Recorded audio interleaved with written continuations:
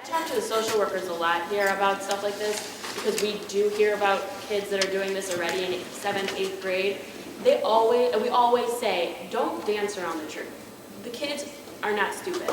They want the truth. They know when you're lying to them. They know when you're fabricating things. So tell them what's real. But like he's saying, tell them, even if you did drink in the past or when you were younger, maybe you saw something. Like I tell them all the time, like they ask me, Miss Levin, did you drink when you were a kid? I tell them, I'm not going to lie to you guys and say I've never had a drink when I was under 21. But at the same time, I also watched some of my friends get arrested, and it was never something that I felt was something that I needed to be doing. It wasn't something that I did often at all. And some people make mistakes like that, and you don't have to live every experience. You don't want to live an experience of getting into a car crash.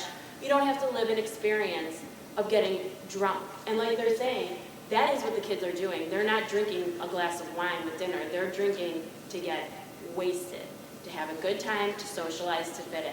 And they don't realize that the damage that they're doing to themselves and how sick they're going to get.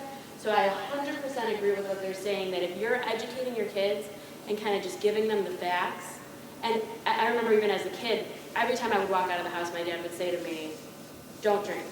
Or if you do not get behind the car. Do not get into a car. Every single time. He still does it to me. I'm 26 years old.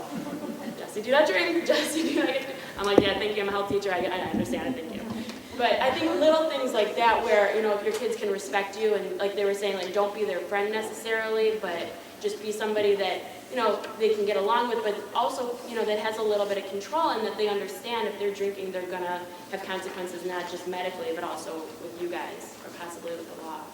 The last thing I was just going to really quickly add in, you guys were asking, like, what do we say to our kids? And I was just thinking, a lot of it is, like, no matter what, will be put into a situation like this eventually where they're going to have to make that decision. So I would definitely say giving them tips on how to get out of that situation in a cool way, like, still like, showing face, like, being a cool kid, but, like, getting out of that situation so that they're not drinking, and always being available and telling them, like, you can call me if you need a ride.